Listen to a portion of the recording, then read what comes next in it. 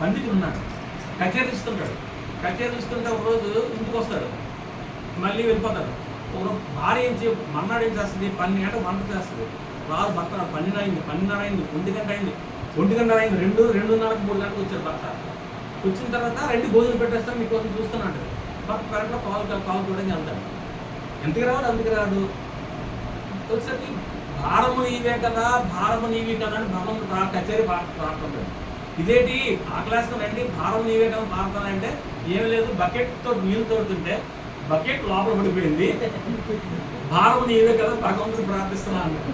అయితే భార్య అంటది, భారం నీవే కదా అంటే ఆ బకెట్ రాదు అని పక్కకి వెళ్ళి పూర్వం ఊళ్ళో పెట్టుకుంటే గేలా తీసుకుని బకెట్ తీసింది. అలా ఏంటంటే మనం భగవంతుడు ప్రార్థించాలి. తర్వాత ఏంటంటే ఆహారం కూడా, ఆహార విహారాలు కూడా ఉండాలి.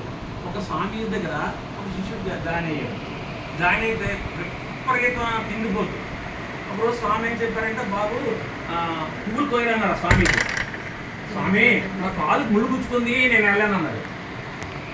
ఆ తర్వాత స్వామి ఏంటి చూస్తాం బతుకులో ఉంది. ఇంకోసారి గంధం పుయ్యి అన్నారు. గంధం అరగీయమంటే గురుగారు